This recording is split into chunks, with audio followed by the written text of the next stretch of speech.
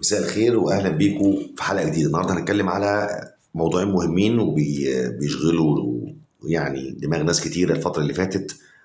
بسبب طبعا كتر المشاكل الموجوده حاليا ما بين شركات القطاع الخاص والموظفين، وحالات الفصل التعسفي اللي حصلت كتير قوي الفتره الاخيره بسبب طبعا الازمات اللي احنا فيها، وان في شركات مشيت ناس بدون طبعا وجه حق وبدون اي اجراء قانوني سليم وبشكل غير صحيح يعني. وطبعا الناس واقعه في مشكله ومش عارفه تعمل ايه وتاخد حقوقها ازاي. الفصل التعسفي حضرتك في اجراءات كده لازم تعملها اول ما يحصل او تلاقي في قرار طلع من الشركه ان انت خلاص اخر يوم ليك ومش مكمل معانا، وكل اللي ليك عندنا مرتب اخر شهر وورقك واستماره انت وخلاص على كده. او ان يطلع ناس كويسه ويبداوا يتفاوضوا معاك في الموضوع ان انت تاخد كام وبتاع وتحاول تظبط الدنيا. في شركات بتعمل كده وفي شركات ما بتعملش حاجه خالص. طب لو انت وافقت على اللي الشركه عايزاه وتتفاوضوا ماشي، يعني انت برضو بتوفر وقت وبتوفر مجهود في المحكمه ومصاريف. طب انت لو مفيش خالص تعمل ايه؟ لا ما تسكتش، وبالاخص لو انت بقالك عدد سنين مش قليل، يعني اللي هو ايه اقل حاجه بعد السنتين، بقالك 3 سنين 4 سنين 5 سنين، اللي هو ده العدد المنطقي ان انت عشان تبدا تتعب تسعى ان انت تاخد حقوقك. لان طبعا كل عدد سنين ما زاد كل ما الوضع المكافاه بيختلف او الفلوس اللي بتاخدها عن طريق المحكمه بتزيد طبعا. تمام. إيه الاوراق المهمه اللي المفروض تبقى معاك كموظف وتبقى عامل حسابك عليها تحسبا لاي حاجه؟ وده طبيعي على فكره، ده مش معناه ان انت كده مش مأمن للشركه، بس ده اللي لازم يبقى معاك. اول حاجه نسخه من عقد العمل لازم يكون معاك، صوره منه. مش بقول لك اصل، المفروض صوره طبق الاصل، بس هنقول صوره ضوئيه. اضعف الايمان يكون معاك صوره من عقد العمل بتاعك او قرار تعيينك. انت دخلت الشركه امتى؟ في شركات كتير جدا بتشغل الناس وبتامن عليهم بعد فتره. فانت لو انت معكش عقد العمل فالمحكمه هنا او القانون هنا بيحاسبك من تاريخ التامين، ان انت مفيش ما يثبت ان انت داخل الشركه امتى غير التامينات الاجتماعيه. طب انت لو معاك عقد مكتوب فيه تاريخ ويتامن عليك في تاريخ تاني، بيتاخد بانهي؟ بيتاخد بالعقد. طالما في عقد عمل مختوم من الشركه حتى لو صوره بيتاخد بيه. حلو الكلام. طيب ايه الاجراءات الاوليه المهمه اللي تعملها؟ الورق اللي معاك اللي هو عقد العمل وموقفك من التامينات الاجتماعيه، انت متامن عليك في الشركه ولا لا؟ طبعا لو متامن عليك الوضع بيختلف تماما مع العقد. وبتروح تعمل محضر اثبات حاله للمكان اللي تابع لشغلك، الاسم اللي تابع لشغلك، بتعمل محضر اثبات حاله بالكلام ده.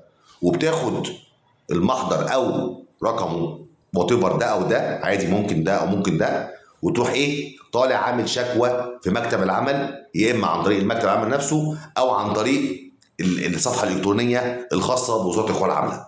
بتقدم شكوتك ان انت تم فصلك فصل تعسفي دون وجه حق وما خدتش اي حاجه من حقوقك الشخصيه. ده دورك كموظف اتحطيت في الوضع ومش عايز تستنى او ما عندكش لسه محامي يتحرك لك في القصه. لكن انت لو تحديدك محامي بلغه والمحامي هيتحرك على طول. لو انت في اوريدي حد معاه انت بتتعامل معاه، ما عندكش حد ولسه هتشوف، يبقى انت اعمل ده الاول وبعد كده ايه شوف محامي ويبدا يتحرك في القضيه ويبدا يتابع الدنيا وتمشي في القصه. وما حدش يا جماعه يقول يا عمي انا هرفع ويا ترى هتيجي ولا لأ. هتيجي وهتاخد حقوقك طالما متامن عليك ومعاك عقد عمل والشركه كيان موجود وقائم. وشركه طبعا انت لو متامن عليك يبقى الشركه دي ماشيه رسمي، يبقى عندها بطاقه وسجل ضريبي، يبقى الشركه دي معروفه ايا كان نوعها وايا كان نشاطها، فتقدر تجيب حقك وهتاخد حقك. والحق هنا مبيبقاش قليل، يبقى شهرين عن كل سنه خدمه، مع لو ليك رصيد اجازات، مع تعويض من المحكمه عن الاضرار الماديه والمعنويه والادبيه اللي وقعت على حضرتك من جراء الفصل التعسفي.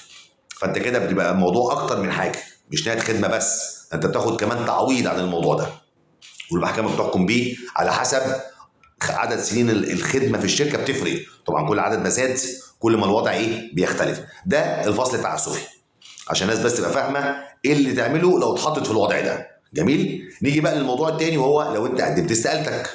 انت دلوقتي قدمت استقالتك ومشيت، انا عايز امشي. القانون هنا في حته دي بيقولها عشان اوضحها للناس. في حاجه اسمها ان في مهله 30 يوم صاحب العمل يرد على الاستقاله، معاه 30 يوم يدي رايه فيها، وانت ملزم في خلال ال 30 يوم دول انت موجود في الشركه. ده القانون. طب نفترض ان صاحب العمل ما ردش على حضرتك ولا قال لك اه ولا قال لك لا، يبقى انت كده ايه رساله مقبوله. في صاحب عمل يقول لك اوكي مع السلامه على طول ما يستناش، مش عايز منك حاجه. جميل. في صاحب عمل يقول لك لا، استنى معانا شهر، استنى معانا شهرين. لو قال لك كده كتابه يبقى انت ملزم. لو قال لك اوكي مع السلامه، اللي هو سواء الاتش ار او المسؤول عن القصه دي في الشركه، قال لك اوكي خلاص تمام تمت الموافقه وشكرا مع السلامه، خلاص مع السلامه. قال لك لا احنا معانا 30 يوم، هتستنى 30 يوم. معاك شهرين، هتستنى، لازم يرد عليك كتابه في خلال شهر. ما ردش عليك يبقى الاستقاله مقبوله. حلو. هل ليك مستحقات؟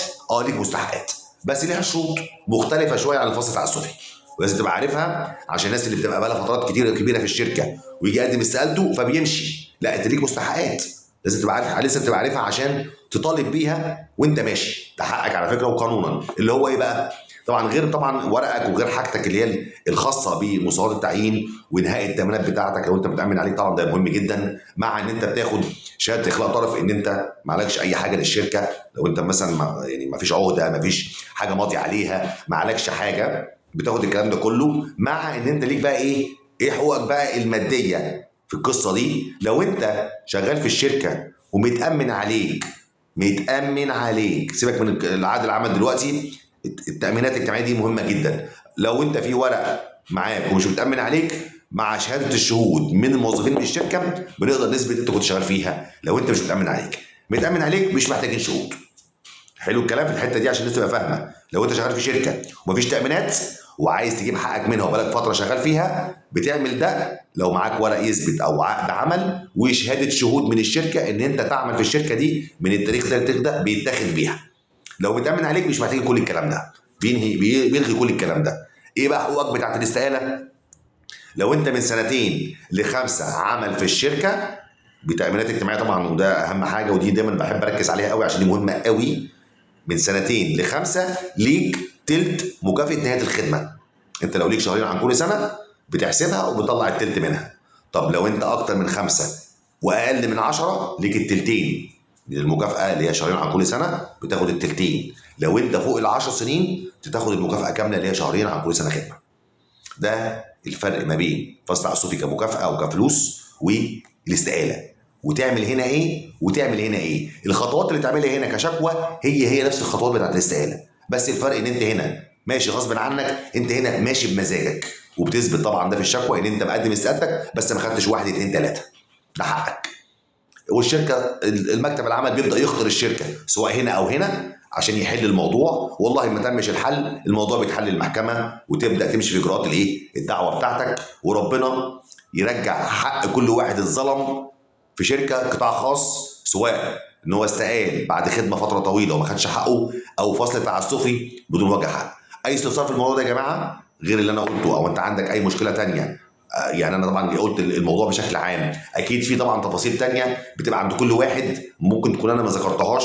فلو انت عندك مشكله في الحته دي ابعت لي على الخاص او ابعت لي على الواتساب، قول لي ايه المشكله وان شاء الله هتواصل معاك في اقرب وقت. تحياتي ليكم، اشوفكم على خير.